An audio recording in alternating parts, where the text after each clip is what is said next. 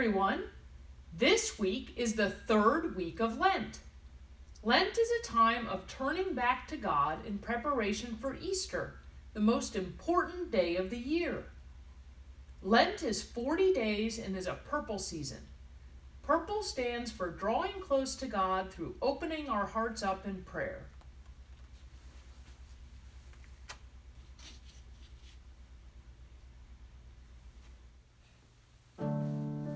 This week's Gospel is from the Gospel of John.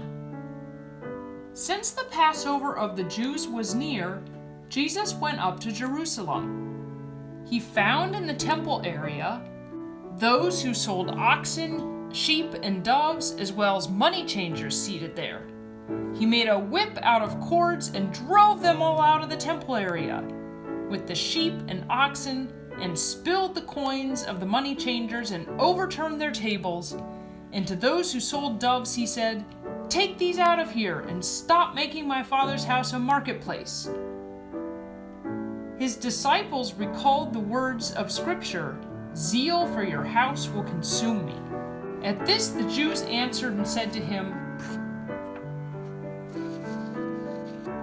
"What sign can you show us for doing this?"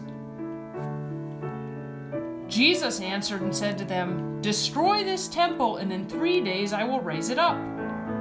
The Jews said, "This temple has been under construction for 46 years, and you will raise it up in 3 days?"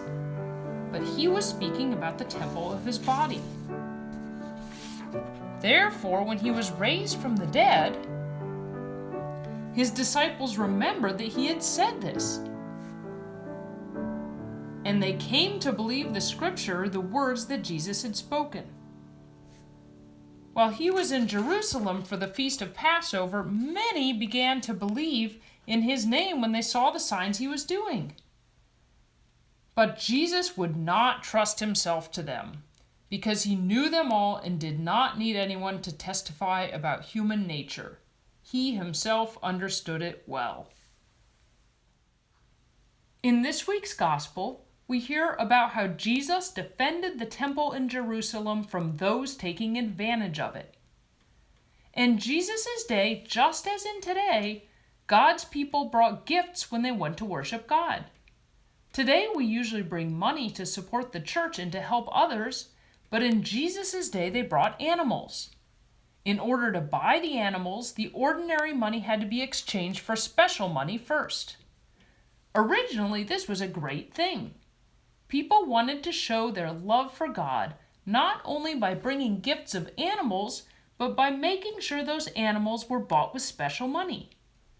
But unfortunately, some people were taking advantage of other people by charging too much for the animals, or cheating others as they exchanged their regular money for special money.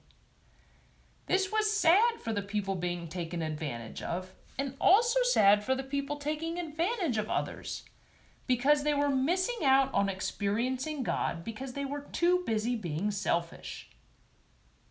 Is there anything you are doing to stop yourself or others from fully experiencing God? What if you looked at the temple as your heart, where you go to meet God? Are you letting anything stand in the way? So, this brings us to this week's Gospel, where Jesus was so angry he made a whip to drive the animals away and overturn the tables of those exchanging money. Jesus asked them to stop making his Father's house a marketplace, because Jesus was reminding everyone that he was the Son of God. I'm sure that some people realized what he was doing and were happy to see the selfish people being driven away. But some people didn't understand, and some didn't want Jesus to stop them because they were benefiting. Maybe they were making money off of the market set up at the temple. If Jesus came today to clean your heart from anything in the way of you experiencing God, what would you think? So they asked him for a sign.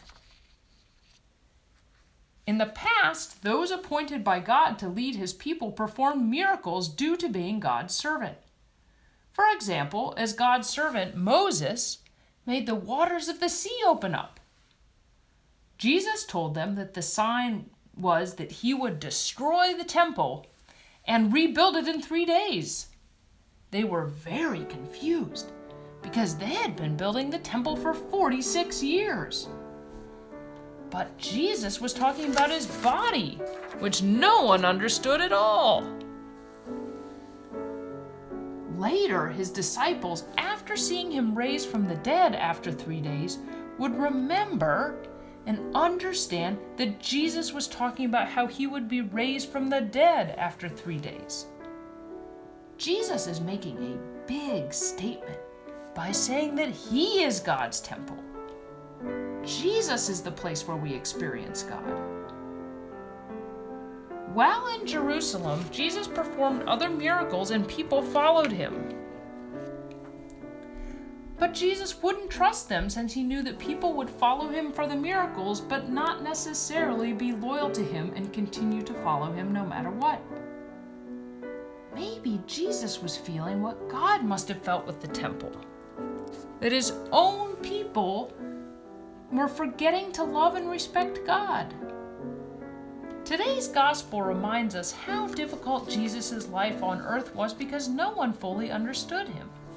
His disciples followed him with imperfect love, but most people had forgotten to love God with their whole heart, like those selling at the temple.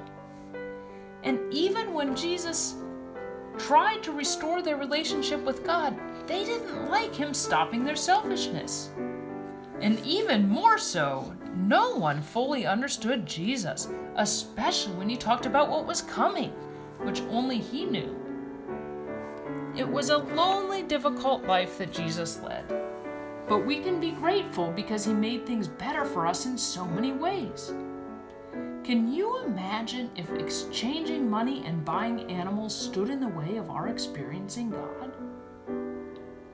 Despite the freedom Jesus won for us, do we still allow things to stand in the way of our experiencing God?